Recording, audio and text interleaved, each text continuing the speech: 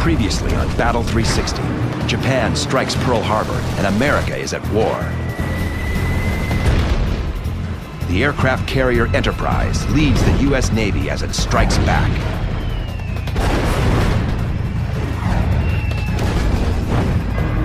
Now Enterprise is about to face the massive Japanese fleet at Midway. USS Enterprise, a fighting city of steel.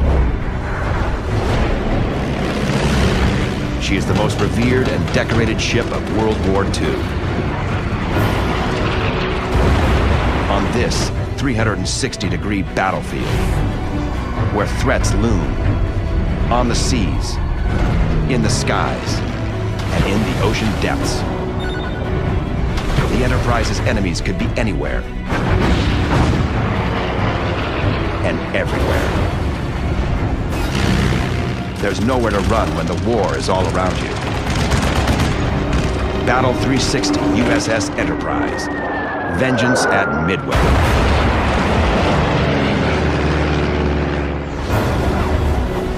This series is brought to you with limited commercials by the men and women of Enterprise Rent-A-Car. June 4th, 1942, 10:20 a.m. Bombers from USS Enterprise find their target in the middle of the Pacific. They are Japanese carriers Kaga and Akagi, part of an enormous Japanese fleet. Japanese Zero fighters have been distracted with earlier assaults. They tear apart the slower planes, but leave their home carriers unprotected. Perfect prey for the hunting dive bombers of Enterprise. 26-year-old Dusty Cleese spots his target, carrier Kaga. Everything was ideal. We were up to about like 20,000 feet, and they were coming towards us.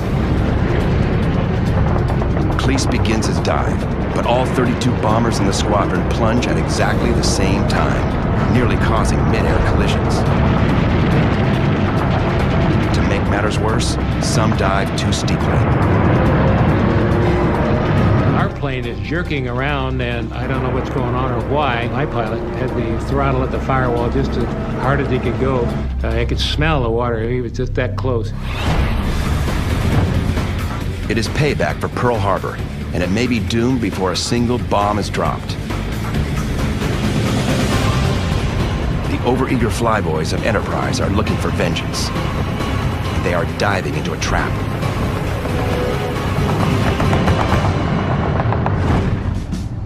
Flashback. The battle called Midway had actually begun 24 hours before. On June 3rd, 1942, USS Enterprise sails 900 miles from her home base in Hawaii, accompanied by fellow carriers Yorktown and Hornet. She is heading for a tiny American outpost on a remote atoll called Midway.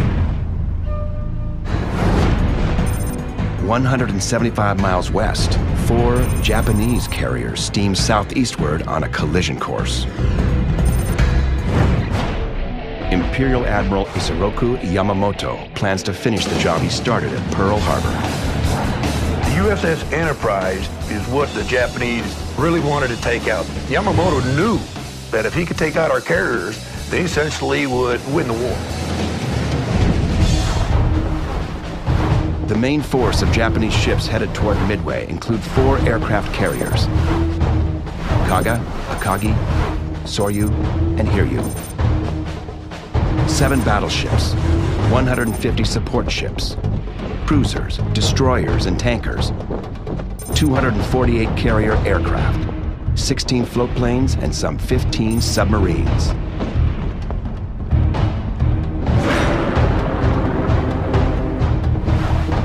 The American Armada is substantially smaller.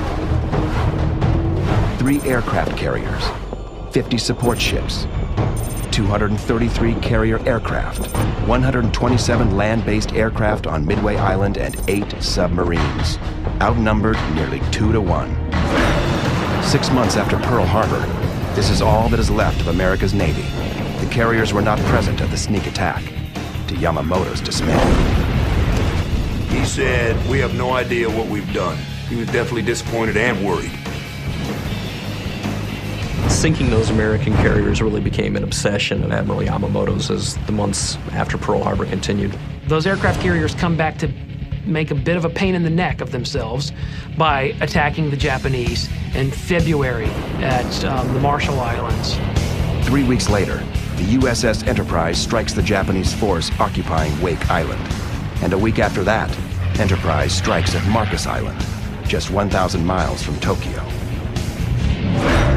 Then in April, Enterprise escorts USS Hornet in the Doolittle raid against mainland Japan. B-25 bombers launch from Hornet and drop bombs on Tokyo and several other cities. The Japanese realize the home islands are vulnerable, U.S. Navy aircraft carriers are still out there and are still dangerous. So what we need to do is get rid of their aircraft carriers and then set up one more outpost further out into the Eastern Pacific. One carrier, Lexington, has already been sunk a month ago. And now, Admiral Yamamoto plans to lure the rest of them into a trap.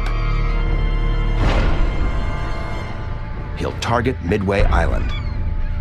Midway is close enough to Hawaii that it will be seen as a threat to the security of Oahu and Pearl Harbor, and yet it's far enough away that American air power in the Hawaiian Islands can't really make its presence felt during the forthcoming battle. The American fleet has also lost one of its best leaders. Vice Admiral Bull Halsey has kept the Navy afloat for 6 months on nothing but sheer guts. Now he is out of action, felled by a rare variant of psoriasis, so severe he is hospitalized, his very life threatened.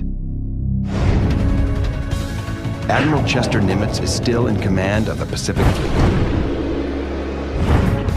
Nimitz, a Texas native and a 41-year veteran of the Navy, is a shrewd and efficient commander. And though Nimitz is outnumbered and outgunned, he has an ace up his sleeve: the Japanese Code. The U.S. Navy has worked round the clock to crack the Imperial Navy's code. They determined that the Japanese plan an attack on a target called AF. But what is AF? Washington bureaucrats insist AF is Alaska's Aleutian Islands, the beginning of an assault on the U.S. mainland. But Admiral Nimitz believes the Japanese want the Pacific, not Alaska. The codebreakers come up with a ruse. They broadcast a radio alert saying that Midway has a drastic water shortage. Within 24 hours, the codebreakers have their answer. The Japanese Navy sends a coded message reporting a water emergency on target AF. Nimitz is right. AF is Midway Island. Admiral Nimitz has evened up the odds. The Japanese Navy is arriving in full force. But the Americans will be waiting. For the U.S., it is a true 360-degree battle. Target, Midway Island. Objective, protect the American base and inflict as much damage as possible on the superior Japanese fleet. Strategy, ambush with air, sea, and sub attacks. Nimitz knows that the Japanese will approach Midway from the northwest. So he sends his aircraft carriers, Enterprise, Hornet, and Yorktown, to a staging point 200 miles northeast of the island. When the Japanese carriers come within range, American bombers will attack. And all signs point to the 4th of June as the day the enemy ships will reach the battle zone.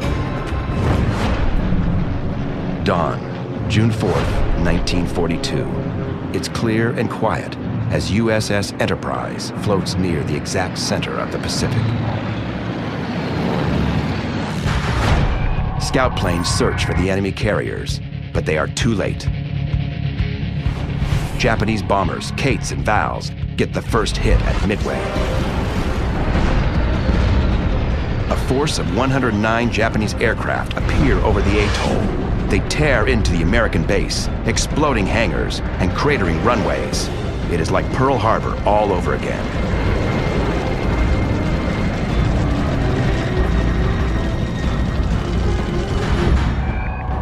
Back with Enterprise and her task force. sailors prepare for action, but haven't gotten word of the Midway attacks. Over on USS Yorktown, 21-year-old Oklahoma native Lloyd Childers, a radio man gunner, dressed alongside his brother Wayne.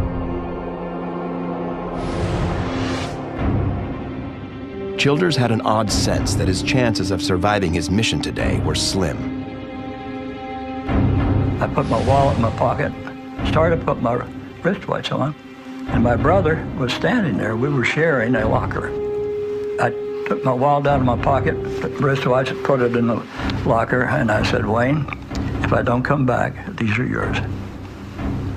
He got a funny look on his face, but didn't say a word.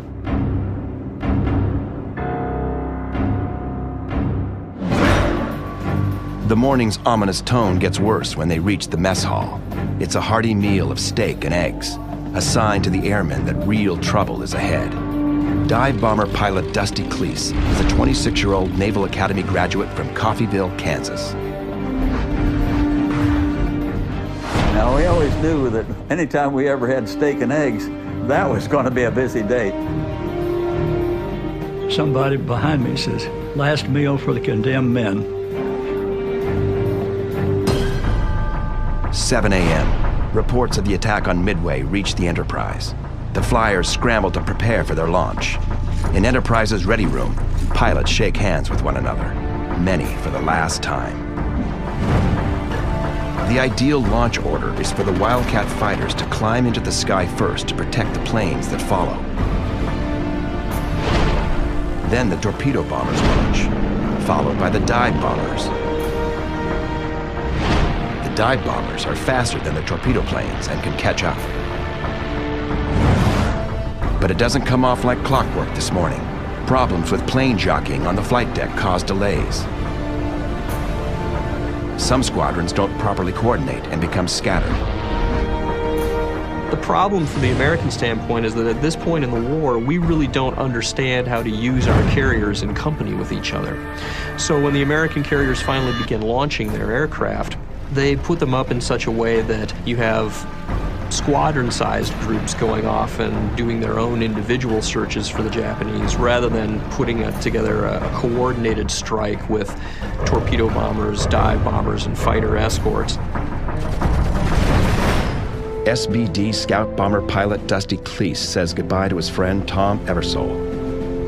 Eversole pilots one of the slow, vulnerable torpedo bombers. His odds of returning from the battle are low. He knew that he was on a suicidal thing, you know. The torpedo bomber aircraft the men are flying, the TBD Devastator, is not a good airplane for the job. In the torpedo plane department, the Americans have real deficiencies.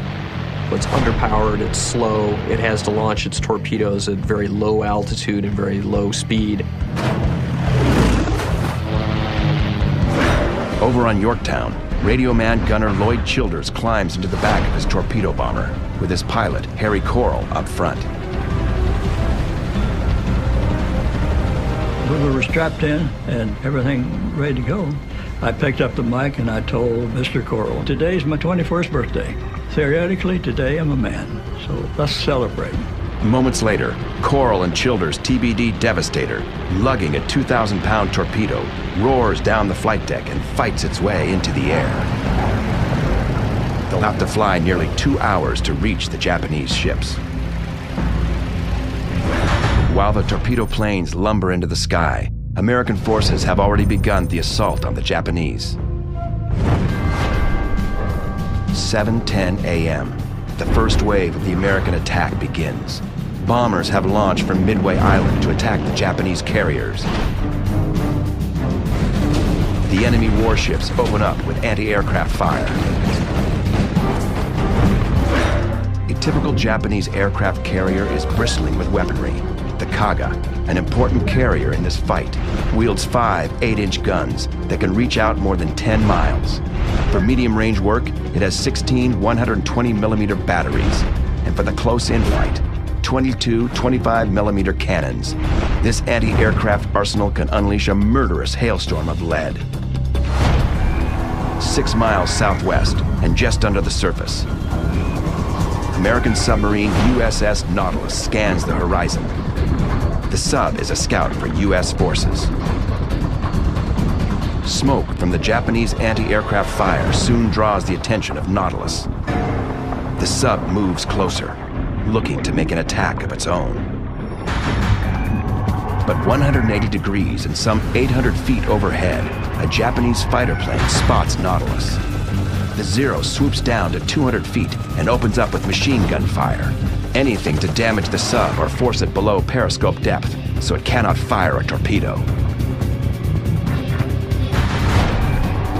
90 degrees and 2,000 yards off Nautilus's port bow. The Japanese destroyer Arashi spots the encounter. It charges in and starts dropping depth charges. A depth charge is an explosive device designed to sink a submarine with a powerful underwater explosion. A fuse set will activate at a predetermined depth, detonates the explosive.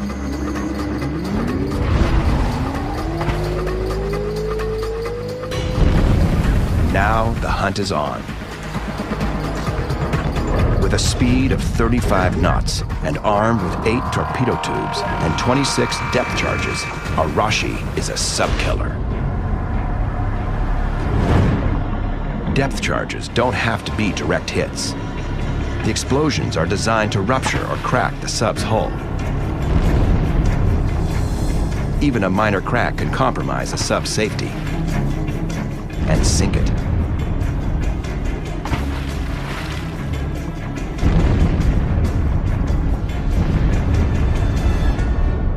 The explosions miss Nautilus, but the sub takes no chances and dives temporarily.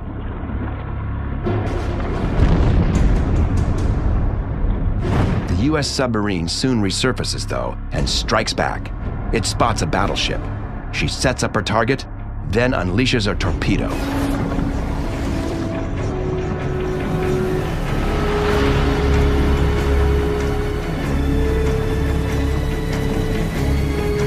The American torpedo misses its mark. But it's threatening enough that Arashi devotes the next few hours to stalking the submarine. This is a small encounter in a massive engagement, but the sub hunt will have repercussions that will turn the tide of battle and determine the fate of the fleet. 160 miles west, the Japanese continue to Midway. But at mid-morning, Japanese scout planes report the presence of the American aircraft carriers. The Japanese fleet immediately breaks from its southeasterly course and heads northeast toward the American warships. But the destroyer, Arashi, stays behind to continue hunting the U.S. submarine Nautilus. With Arashi in the area, Nautilus will not come near the surface for fear that the destroyer will detect it and drop depth charges. If the submarine cannot come near the surface, it cannot use its periscope to sight targets and take aim, so it cannot fire torpedoes effectively. In changing course, the Japanese carriers soon steam right into the path of 2 American torpedo bomber squadrons. The torpedo bombers of USS Hornet spot the enemy carriers first. All 15 TBD Devastators roll in for the attack. Most of the lumbering airplanes do not even get close. Swarming Zero fighters and flak from enemy destroyers and battleships send them crashing into the briny water below.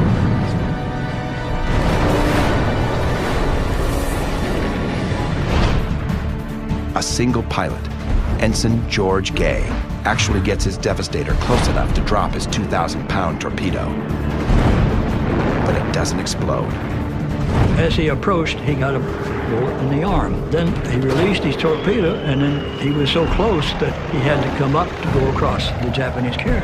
Just as he got over the Japanese carrier, his engine quit. So he splashed down on the other side. And he tried to get his gunner out, but he thought the gunner was dead because he had talked to him at one point and then he never heard from him again. Over the next few hours, George Gay will stay afloat using his life raft as camouflage, the sole survivor.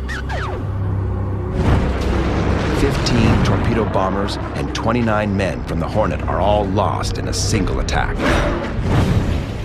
Ensign Gay is in the water less than 20 minutes when the torpedo bombers of USS Enterprise reach the battle area. As they drop close to the water to begin their attack, they too slam into ferocious anti-aircraft fire and attacks from Zero fighters.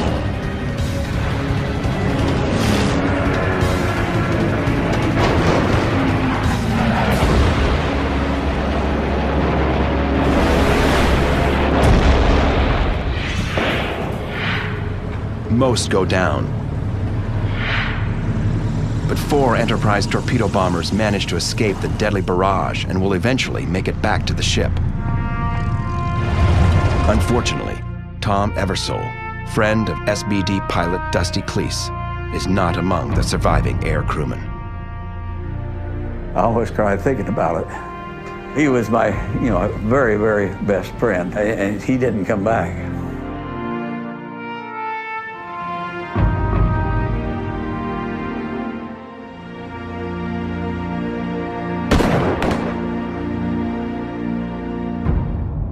But at this point in the battle, Dusty Cleese has more things to worry about. Dusty is part of a dive bomber group well behind the torpedo planes. Heading up Dusty's air group is Lieutenant Commander Wade McCluskey, a 40-year-old Buffalo, New York native. He normally flies a fighter, not a bomber, and he's leading this group like a bat out of hell. He was a fighter pilot. His whole idea was, it's the one that hits first is the one that's going to win. So we were going at 190 knots. Dauntless dive bombers usually fly at 160 knots. At 190 knots, they may run out of fuel before they can return. Also among McCluskey's air group is Bruno Guido. Back in February, Guido's quick action and heroism diverted disaster when a suicide bomber targeted Enterprise at the end of the Marshall Islands raid. Guido scrambled from his catwalk battle station to the machine gun in the rear seat of a dauntless dive bomber parked on the flight deck. He opened fire on the Japanese suicide bomber, forcing it to crash. Also flying in the squadron is 19-year-old radio man gunner Don Hoff. He is still getting adjusted to life aboard the massive floating city called Enterprise. The enlisted men's quarters are deep in the bowels of the Big E. It's nearly 2,000 bunks, 4 deep, where Hoff got a rude awakening on his very first night. My bunk was the bottom bunk, the one that's right on the floor. I was in there just in my shorts, and I woke up about midnight or so, and there was hot water that was splattering on me, splattering in my face, and I just hot on my chest, my stomach. Then I realized that I wasn't in a dream. I looked up there, and this guy is standing there urinating on me. He wasn't sleepwalking. He was one of the local squadron drunks. They pushed this guy, and he staggered on down there, still urinating. So that was my introduction, and I thought to myself, I wonder how long I'm going to be able to put up with this. Now Hoff is in McCluskey's squadron, and they're in for a surprise. When McCluskey's bombers reach the point where the Japanese carriers are supposed to be, they see nothing but empty ocean. We got out there, and the sun was shining, and there was a few scattered clouds around, but you could see for a long ways, and there was nothing, absolutely nothing in the water. The dive bombers are unaware that the Japanese fleet has changed course toward the northeast, heading not for Midway, but for their real prey, Enterprise and her sister carriers. McCluskey faces a dilemma. If he keeps going, his squad will run out of fuel. We were getting right about the end of where if we have to continue to fly with a bomb load like this, we're going to have difficulty getting back. It was going to be close. If he doesn't turn back soon, his men will probably have to ditch in the ocean with no guarantee of rescue. On the other hand, the enemy can't be too far away, and the damage his air group could do to those carriers might save a lot of American lives in the long run. McCluskey makes a gutsy choice. He keeps going, risking a crash landing for his entire crew, for a chance to find the enemy and destroy him. And the decision soon pays off. Within minutes, McCluskey spots a tiny white wake in the ocean below. I saw McCluskey point out to the side, and I looked down there, and all I could see was what looked like a little tiny miniature ship down in the water. It's the Japanese destroyer Arashi, the vessel that had been stalking the submarine Nautilus. It has given up its search and is now powering back to the fleet. And that ship was not zigzagging, it was going at what they call flank speed, which means a big bunch of water coming up behind it. They were doing 35 knots or more, and he was heading straight. McCluskey wisely decides that if I just follow this ship back, he'll probably take me back to the Japanese carrier task force. McCluskey changes course and tails the Arashi. If the Enterprise flyers can keep from running out of gas, they may hit pay dirt. The Arashi points directly at the target, but before McCluskey gets there, another attack begins. The Japanese carriers are hit by bombers. Pilot Harry Coral and rear seat gunner Lloyd Childers buzz in with 13 other TBDs to drop their payloads. But Japanese Zeros intercept them in an instant. Zeros have a top speed of 330 miles per hour, a rate of climb of 3,100 feet per minute, two 20-millimeter cannons in the wings. To make this agile predator even more lethal, there are two 7.7-millimeter machine guns in the engine cowling. There was a Zero coming head on. He came right in a real steam tank over us. So I wanted to get a burst in, but I pressed the trigger. Gun was still on safety, didn't fire. And so I corrected that situation very quickly because there were several other Zeros in the area. And the best description that I can think of what it looked like was a bunch of bees attacking us. Japanese Zero pilots are talented and disciplined flyers with years of experience. 21-year-old Lloyd Childers struggles to outgun some of the most skilled aerial warriors the world has ever seen. And being a rear seat gunner isn't easy. It's really difficult to figure out where to shoot. You're sitting backwards and you're trying to shoot a moving target from a moving target. A gunner aims his weapon visually, using dead reckoning, without the aid of electronics. So he must lead the target, aim in front of it, like a hunter shooting a bird. The gunners and bombers are brave, but doomed. For the third time today, American torpedo planes begin to fall from the sky.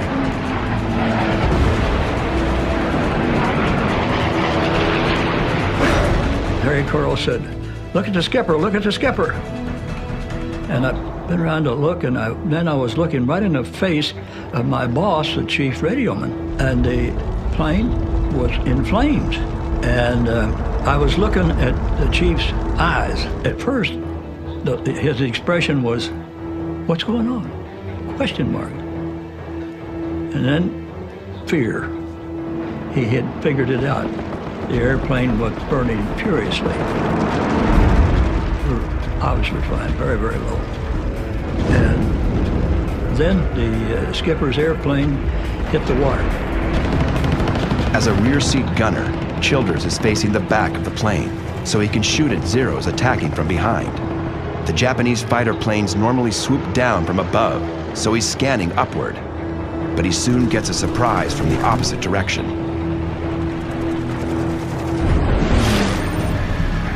180 degrees below Childers' aim, an enemy plane is closing in for the kill. I looked down, and the hair stood up on the back of my neck. In an instant, the enemy has climbed to Childers' level. Here's a Zero, slowed down to 80 knots behind us, wobbling a little bit. He's out of ammo, and he's trying to cut our tail off with his prop. Childers can't just open up wildly, because he'll shoot the stabilizers off his own plane. He takes careful aim through his machine gun's pipper, or sight. I had the pipper below our horizontal stabilizer, And using the Japanese pilot's face as a target, I pushed the trigger, and he disappeared. But Lloyd Childers' 21st birthday is far from over. Another wave of Zeros is coming at him. I was shooting at the attacking Zero when I felt that I was hitting the leg. And I thought it was one bullet hit me, but actually it was two in the fleshy part of my thigh. That was a surprise. For some reason, I didn't expect it. Also a surprise because it didn't hurt. Moments later, Childers is hit yet again, this time just above the ankle of the other leg. This wound is painful, but the young man keeps up his fire at the enemy. The Yorktown torpedo bombers score no hits. Most are shot down before they ever get close enough to drop their torpedoes. The score: the Japanese have shot down 25 planes, Americans, none. But the Yorktown's disastrous attack inadvertently brings a lucky turn of events for the Americans.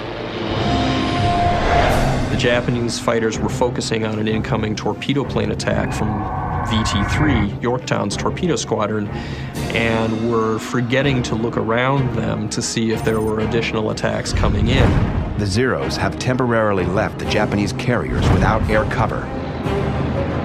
And at just that point, Wade McCluskey and his Enterprise dive bombers appear on the horizon, like the cavalry riding to the attack. McCluskey has followed the Japanese destroyer Arashi directly to the big prize, the Japanese carrier fleet. This is the moment bomber pilot Dusty Cleese recognizes his target, the Kaga. I could see these two great big ships, you know, that were closest to us, and then a smaller one that was farthest away. The two ones closest had to be the Akagi and the Kaga.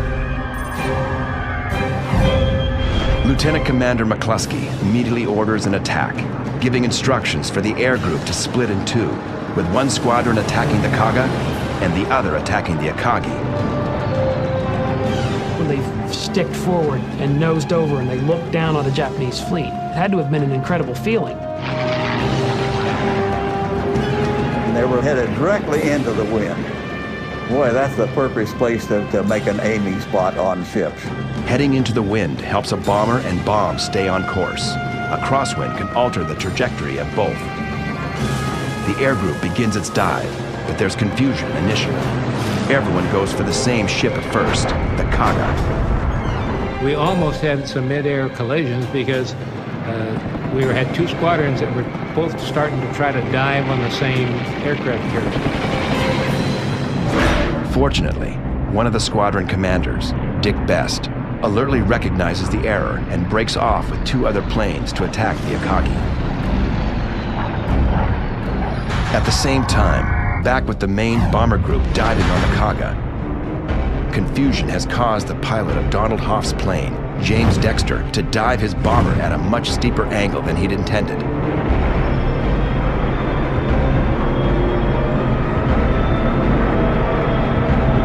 Rather than angling straight down in a 70 or 80 degree dive, he ended up over on his back, so he was over 90 degrees. Hoff is pinned to his seat, diving backward at more than 90 degrees, when his ammunition belts begin to fall out of the plane. They started to come out of the can. It was like a big old snake. And I couldn't do anything with the gun to hang on to them, because you don't want to have 1,000-round ammunition belt hanging out the back of the plane as you're diving. This could be a disaster. Hoff's pilot drops his bombs and pulls up steeply, bringing the ammo belts back into the plane. Unfortunately, the pilot's bomb has missed. Next in line is pilot Lewis Hopkins. The Georgian native is only 23 years old, but he dives as steeply as the rest of them, 13,000 feet straight down. It takes about 22 seconds to go from altitude to your drop point, and in that period of time, it'd be 3 or 4 planes in the same dive, and so you could see the dives ahead and you could see the bombs where they were falling. Normally you drop at 1,500 feet, and I think everybody went right down to 1,500 feet. Radio men gunners like 25-year-old Los Angeles native Ed Anderson experienced the dive facing backward. Going pretty fast, and you're pulling out a hard pull-out, and when you pull out, you're just glued to the seat. You can't move until he straightens out enough. I watched McCluskey and his two wingmen drop their bomb. They missed. And then Earl Gallagher was the next one. It hit directly about like 200 feet from the stern of the Kaga. Here was the first fighter plane taken off. Now this 500-pounder landed smack right on top of it, and it exploded. Next, it is Dusty Cleese's turn, and he's willing to risk his life to hit the target. I aimed at the big red circle at the front. Now, of course, you don't aim where it is, you aim where it's going to be. I wanted to make sure I was going to hit, so I only pulled out that thing, you know, at 1,000 feet. 9G pull out to just barely miss hitting the ocean.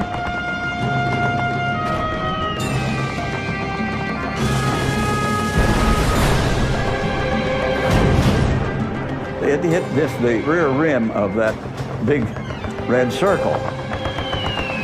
This thing went way, way down below deck. James Dexter and Don Hoff also pull out very close to the water. I was looking right at the side of the ship, and of course there were other planes that had hit with bombs and with explosions, and there was smoke and fire. And about that time, he made a real sharp turn to his left.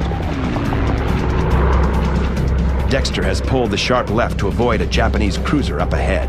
What they started doing, they started janking, which means that they made a series of movements like this here, trying to make it a very difficult target for that cruiser to hit them.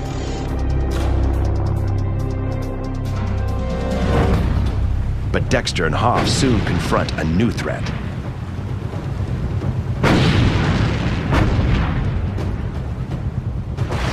Suddenly, in front of us are these big columns of water that are exploding, coming up in front of us.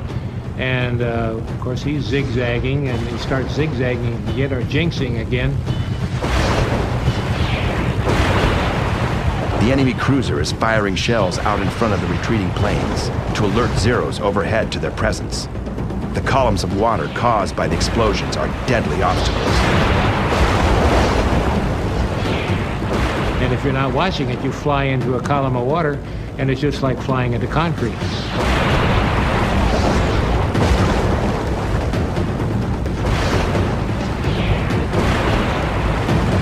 About that time, one of those shells hit in the water right below us, and it exploded, and it lifted us right straight up in the air about 40 or 50 feet. Even so, Dexter and Hoff managed to escape unscathed. The other pilots also make it clear without serious mishap. USS Enterprise is still 150 miles ahead of them.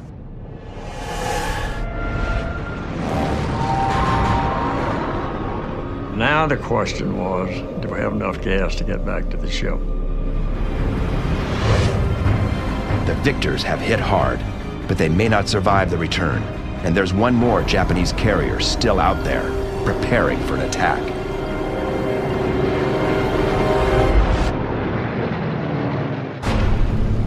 June 4th, 1942, the Battle of Midway. Enterprise's first attack on the Japanese fleet is breathtaking. The outnumbered flyers of Enterprise have wreaked havoc on the Imperial aircraft carriers. Kaga has been hit by the better part of 2 dive bomber squadrons from Enterprise, and she is utterly demolished. She is left burning from stem to stern almost instantaneously, with a very heavy loss of life. Akagi takes longer to brew up, but is eventually consumed by the same sort of catastrophic fires that are also consuming her sister, Kaga.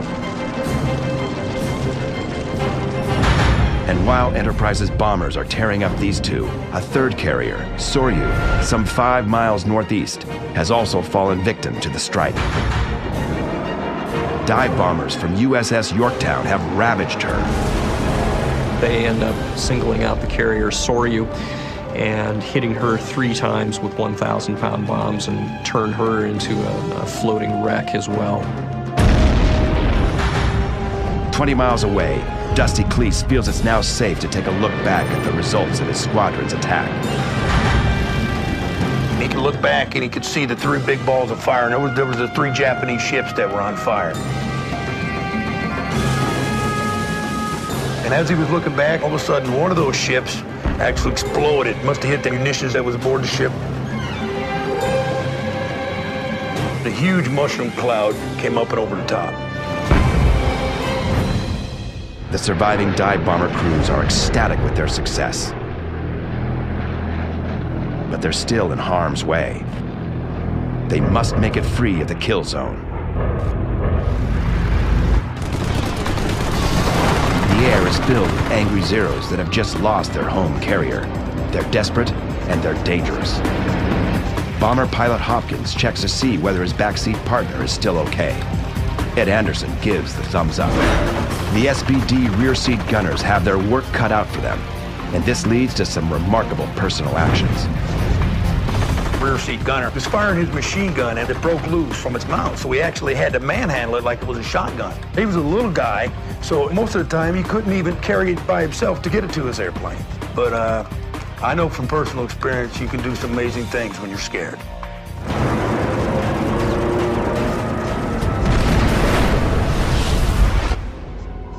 But no extraordinary physical effort can save rear seat gunner Bruno Guido and his pilot Frank O'Flaherty. This aircrew will pay a high price for the morning's accomplishments. As the buzzing Japanese Zeros counterattack ferociously, bullets from the guns of the Zeros perforate the fuel tanks on O'Flaherty and Guido's plane. Fuel leakage eventually causes the duo to ditch in the ocean. They survive the crash, but they're discovered by the Japanese and fished from the water by an enemy warship. The Japanese crew isn't happy about the loss of 3 of the Imperial Navy's aircraft carriers. Now there's only one Japanese carrier left, the Hiryu. Hiryu remains untouched by the morning's attack from Yorktown torpedo bombers, and now she wants revenge. Now, a Japanese scout plane has just informed Hiryu of the whereabouts of USS Enterprise and her sister warships. Just before 11 a.m., Hiryu launches its bombers, a retaliatory strike. 2 squadrons of Val dive bombers, each carrying 550 pounds of explosives, head for their targets. Navigation is simple for them. They simply trail some of the returning American bombers back to their U.S. carrier group. It's quiet at midday near Enterprise and her task force. Then a faint humming sound develops in the far distance. It grows louder, gradually becoming an ominous roar. 3 miles and 180 degrees to the rear. The attack planes close in. The first line of defense are the destroyer anti-aircraft guns. If the enemy bombers make it through that, they become targets for the Enterprise Wildcats, circling the sky to shoot down bombers before they can drop their payloads. Aboard USS Enterprise, ship's bugler James Barnhill watches Enterprise fighter aircraft rush to intercept the enemy attackers. What I could see was Japanese planes coming in after us, and our guns and planes going out like a shield and keeping them away from the Enterprise. The first American carrier that lands in the Hiryu bomber sights is USS Yorktown. Some of the enemy planes make it through the ship's defenses.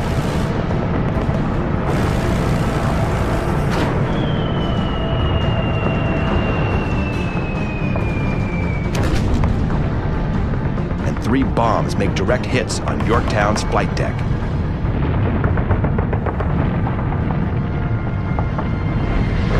One bomb kills 17 gunners and tears a 10-foot square hole in the center of the flight deck. Another bomb drilled its way through to the base of the smokestack before exploding and extinguishing the boilers. Multiple fires erupt. American carrier flight decks in World War II have a top layer of wooden planks. It is a way to lighten the weight of the overall ship. But the wooden surface compounds the danger when fires erupt. But the Yorktown damage control crew leaps into action, unreeling hoses and dousing burning surfaces with extinguishing foam. And they patched the hole in the deck, they got the boilers working again. A couple of hours later, the fire is completely extinguished. The hole in the deck is patched, and Yorktown is back underway at 19 knots. But her new lease on life is cut short. At mid-afternoon, a second wave of bombers arrives from the Hiryu. These carry torpedoes. Again, they reach Yorktown first. But since the vessel is no longer burning and has been patched so quickly, they believe it is a different carrier. 5 bombers make it through intense anti-aircraft fire and drop their torpedoes. 2 of the torpedoes score direct hits on Yorktown's port side.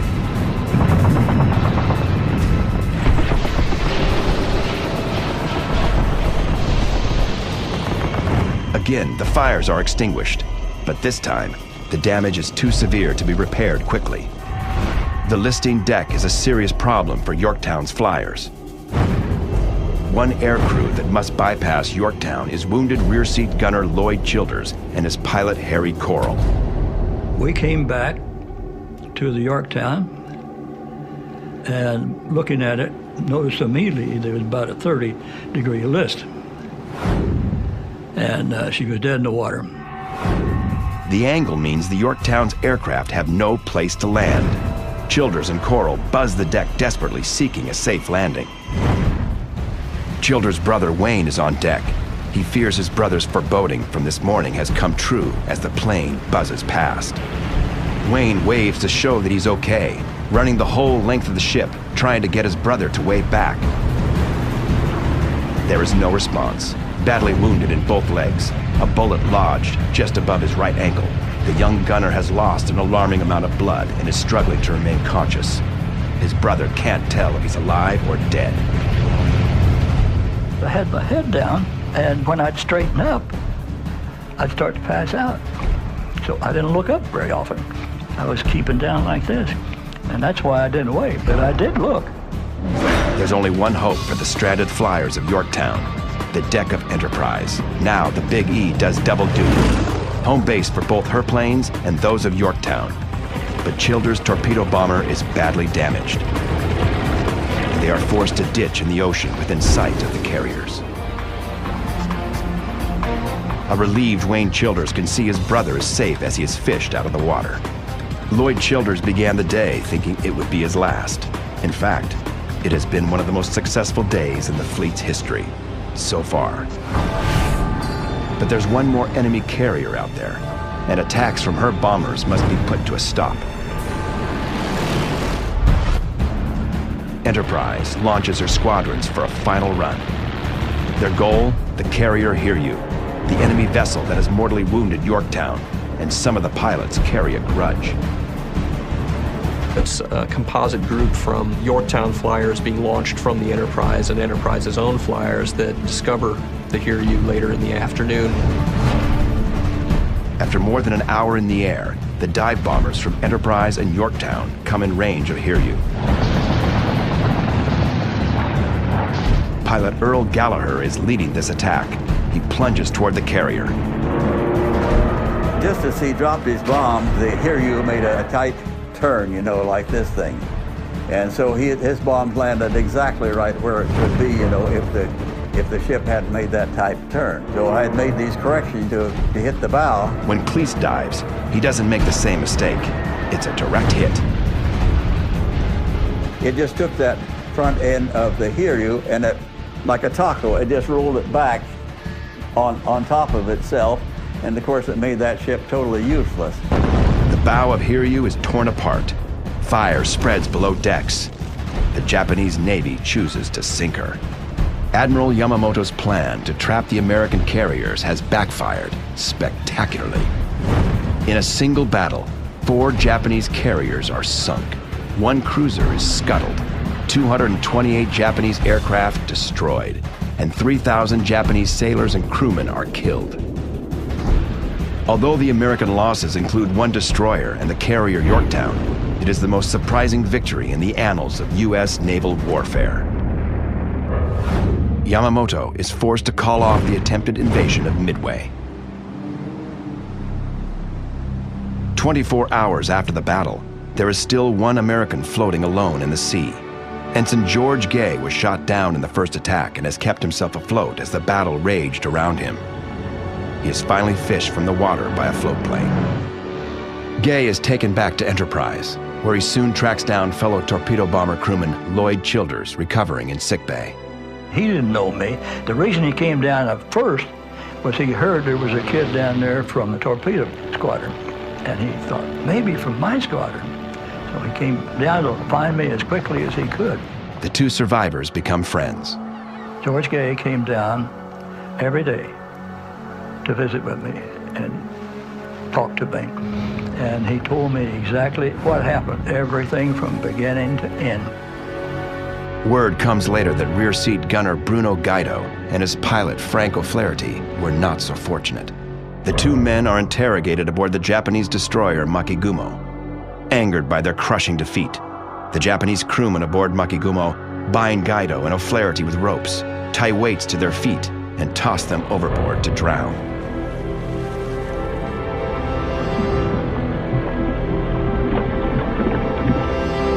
Back aboard Enterprise, bomber pilot Dusty Cleese discovers the fate of his best friend, torpedo bomber pilot Tom Eversole. He didn't come back. And well, if there's any saints in heaven, he's up there now. For the fortunate men who survived the battle, the experience creates a connection unlike any other. When you've served time in a military unit, you forge a bond that lasts for life. You get to this level of camaraderie that I think your average civilian just can't really understand. You lose your sense of self. It's not about you. It's about the bigger picture. It's about the unit. It's about your buddies. Pilot Lewis Hopkins and his rear seat gunner Ed Anderson faced death in the attack that brought down the Kaga, but they lost touch after the war. When our producers contacted them, each was surprised the other was alive. Now, after 65 years of separation, the two men are about to meet for the first time since they fought side by side. Been waiting for this for a long time. They kept you out there a long time, didn't they? It's wonderful to see you. Good to see you, too. Aging warriors, bonded souls, eternally linked by the brave deeds of their youth. Some of those fellows never made it, you know. Yeah. We were one of the luckies.